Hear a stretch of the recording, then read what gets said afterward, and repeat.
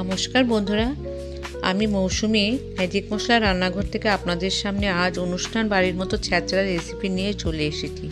তো এখানে আমি ছ্যাঁচড়া করার জন্য একটি গোটা কাতলা মাছের মুড়ো নিয়ে নিয়েছি, আর সবজির মধ্যে কুমড়ো, আলু, বেগুন, পটল, বরবটি, ঝিঙে, পুঁই ডাঁটা এই সব সবজিগুলো আমি নিয়ে নিয়েছি। প্রথমে আমি মুড়োর মধ্যে ভালো করে হলুদ নুন দিয়ে মুড়োগুলি খুব ভালো করে মেখে রেখে দেব।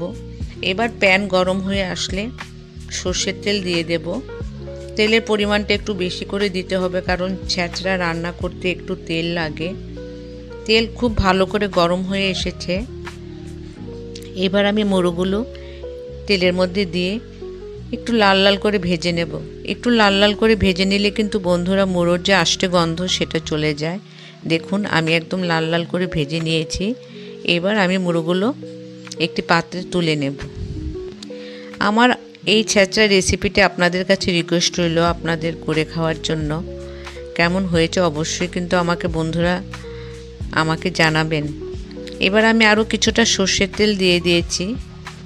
ফোড়নে আমি দুটো শুকনো লঙ্কা, তেজপাতা আর 5 ফোড়ন দিয়ে দিয়েছি। 5 ফোড়ন শুকনো লঙ্কা ভালো করে ভাজা হয়ে আসলে আমি যেই ছ্যাঁচড়া করার জন্য যে সবজিগুলো নিয়েছি, প্রথমে আমি আলু আর রাঙা আলু একসাথে একটু হলুদ দিয়ে আমি ভেজে নেব।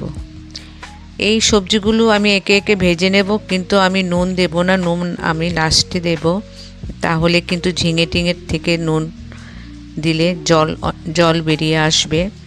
এবার আমি একটু হলুদ দিয়ে এগুলি ভেজে নেব। তারপর এখানে আমি একে একে সব সবজি, পুঁই ডাঁটা, কুমড়ো এগুলি দিয়ে দেব। পুঁই ডাঁটা, কুমড়ো এগুলি হয়ে আসলে আমি পরপর বেগুন, ঝিঙে, বরবটি আর যা যা বাকি সবজিগুলো আছে সেগুলো এখানে একসাথে অ্যাড করেছি। সব একসাথে মিশিয়ে আমি একটু ভালো করে নেড়ে চেড়ে 5 থেকে 6 মিনিট আমি ঢাকা দিয়ে রাখব। বন্ধুরা দেখবেন একদম অনুষ্ঠান বাড়ির মতো ছ্যাঁচড়া খেতে কিন্তু সবারই ভালো লাগে। বাড়িতে কিন্তু আমরা অনেক সময় করি, কিন্তু সেরকমভাবে তৈরি হয় না। কিন্তু আজকের আমার এই ছ্যাঁচড়া রেসিপিটি যদি আপনারা সেমভাবে করে থাকেন তাহলে দেখবেন একেবারে অনুষ্ঠান বাড়ির মতোই কিন্তু হয়েছে। এবার আমি ঢাকা দিয়ে ঢাকা খুলে নিলাম। প্যানে সর্ষের তেল দিয়ে দিলাম। তেল একটু ভালো করে গরম হয়ে আসলে এখানে আমি 10 থেকে 12 কোয়া রসুন নিয়েছি থেতো করে। সেই থেতো করা রসুন আমি এখানে দিয়ে একটু লাল লাল করে ভেজে নেব।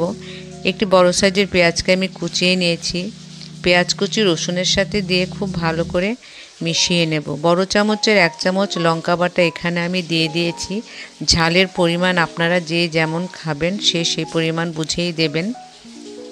এখানে আমি জিরের গুঁড়ো, ধনের গুঁড়ো, কাশ্মীরি লঙ্কার গুঁড়ো আর হলুদ গুঁড়ো নিয়ে নিয়েছি। পেঁয়াজ রসুনের সাথে সেই মশলা খুব ভালো করে আমি মিশিয়ে নিয়েছি। গোটা একটি টমেটোকে 4 টুকরো করে কেটে এর মধ্যে দিয়ে দিয়েছি।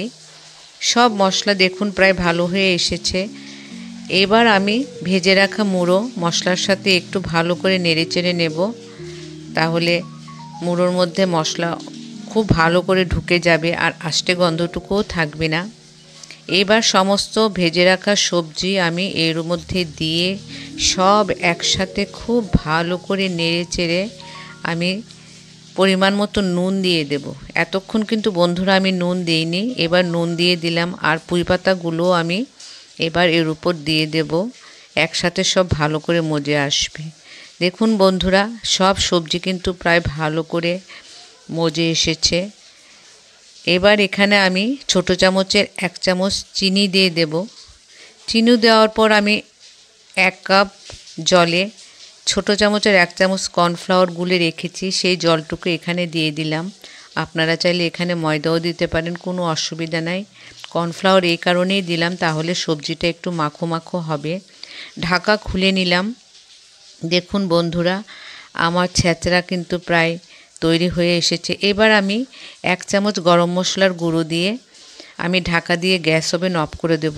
আমার আজকের এই ছ্যাঁচড়া রেসিপিটি যদি আপনাদের ভালো লেগে থাকে তাহলে কিন্তু বন্ধুরা অবশ্যই আমাকে কমেন্ট করে জানাবেন আর আমার চ্যানেলটিকে সাবস্ক্রাইব করবেন। আপনারা আমার পাশে থাকবেন, আপনারা আমাকে সহযোগিতা করবেন। তাহলে আমি খুশি।